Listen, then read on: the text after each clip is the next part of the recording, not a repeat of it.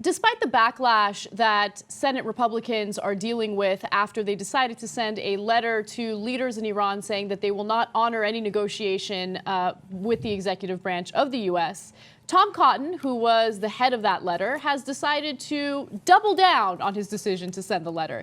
In fact, he has made a number of media appearances making his case for why he sent Iran's leaders that letter. Well, Joe, I and 46 other senators are simply speaking for the American people. Your own network just released a poll that said 71% of Americans don't think a deal that the president is negotiating will stop Iran from getting a nuclear weapon. The point we're making to Iran's leaders, who, if you talk to many Iran experts, will say don't understand our Constitution, is that if Congress doesn't approve a deal, Congress won't accept a deal, now or in the future. What about the president accusing you of taking up common cause with the hardliners in Iran? Joe, there are nothing but hardliners in Tehran. They've been killing Americans for 35 years. They killed hundreds of troops in Iraq. So this is super easy to demagogue the enemy, and then to get polls that indicate that, yes, your local electorate is scared, right? Because you kept demagoguing. By the way, the Iranian hardliners do the same exact thing. They say you can't deal with the great Satan. Look at what the great Satan has done. They invade every country around us. They invaded Afghanistan, even though 17 out of the 19 hijackers were from Saudi Arabia, not Afghanistan. Then they invaded Iraq that had nothing to do with 9/11. Then they bombed Libya. Now they're bombing Iraq and Syria. This is the great Satan that has not done nothing but bomb our people and attack us viciously and for no reason. Whatever you do, don't trust them and don't make a deal with them. That is what the right wing and the hardliners in both countries will always say. I just find it extremely ironic that this man is claiming that there are nothing but hardliners in Iran, right? Especially when you consider his incentives and his motivations for sending that letter and not negotiating with Iran.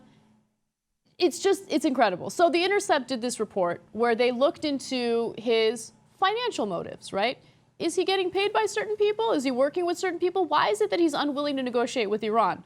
Well, I think that the results are probably not going to shock you guys. Cotton will appear at an off-the-record and strictly non-attribution event with the National Defense Industrial Association, a lobbying and professional group for defense contractors. Let's pause to have the entire audience say with me, of course, of course. What did I tell you yesterday? I told you yesterday, didn't I? They're getting money from defense contractors. Who makes... How do you know what's pushing the agenda?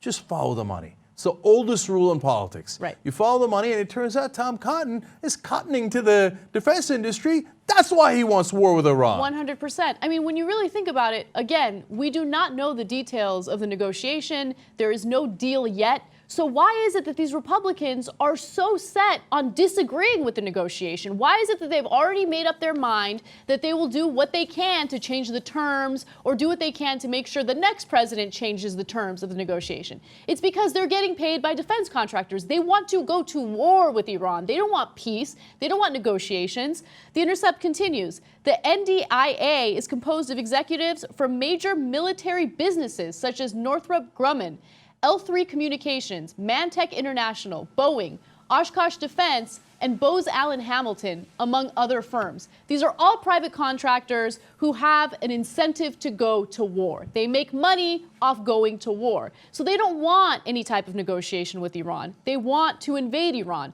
That's their solution to this problem of nuclear weapons. So they also want Israel to attack Iran. And Tom Cotton talks about this. It's like, oh, Israel's attacked Iran many times. Now, that's not a coincidence. In fact, here, let's go to that video and I'll show you the facts behind why he says this. That the alternative is military action, which actually only buys time as well, right? It has huge risks attached to it and doesn't wipe out Iran's nuclear program. It just buys us a few years. Well, Israel struck Iraq's nuclear program in 1981, and they didn't reconstitute it. Israel struck Syria's nuclear reactor in 2007. They haven't yet reconstituted it. Rogue regimes have a way of getting the picture when there's a credible threat of military force on the table that we will not allow the world's worst regimes to get the world's worst weapons. So two things about that. One, I believe we did some force against Iraq.